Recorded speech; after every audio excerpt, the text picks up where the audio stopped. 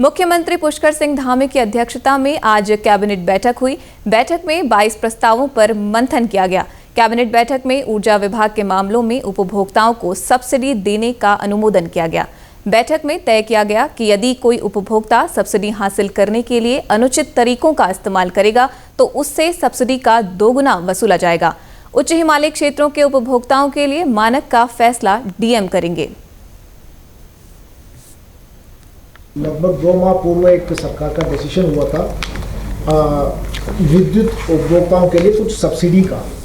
उसमें domestic connections में जहां पर 100 यूनिट तक की कंजम्पशन है उस कंज्यूमर को बिजली के बिल में 50% सब्सिडी का निर्णय हुआ था। और साथ में उच्च हिमालयी क्षेत्रों में जहां पर 9000 फीट से ऊपर की हाइट है स्नो बाउंड एरिया, उसमें 200 यूनिट तक के लिए 50% सब्सिडी का डिसीजन हुआ था।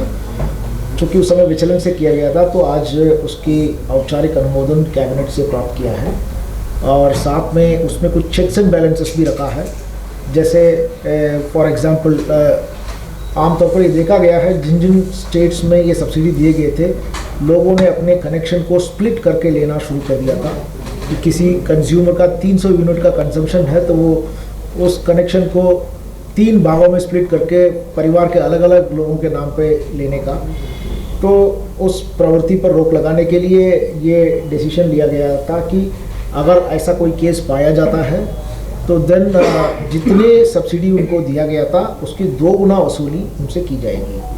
और साथ में उच्च हिमालयी क्षेत्र जो है कैसे डिफाइन होगा तो वो भी इस नए शासनादेश में हम लोग उसका विवरण देंगे। कलेक्टर को हम लोग अधिकृत कर रहे हैं अपने ज़िले में, वो नोटिफिकेशन करेंगे उच्च हिमालयी क्षेत्रों को, फिर उसको विद्युत विभाग फॉलो करेंगे। कैबिनेट ने उत्तराखंड आवास नीति को मंजूरी दी। इसमें 5 लाख तक की वार्षिक आय वालों को राहत मिलेगी। आर्थिक रूप से कमजोर आय वर्ग, मध्यम आय वर्ग और निम्न मध्यम आय वर्ग के लोगों को भी इस योजना का लाभ मिलेगा।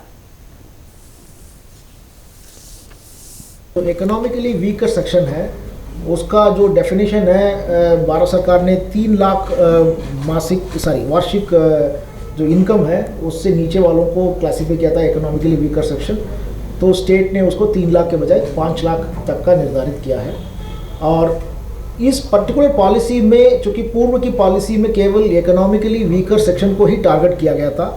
इनफैक्ट भारत सरकार की जो PMAY परियोजना है वो भी इकोनॉमिकली वीकर सेक्शन को ही टारगेट किया गया है।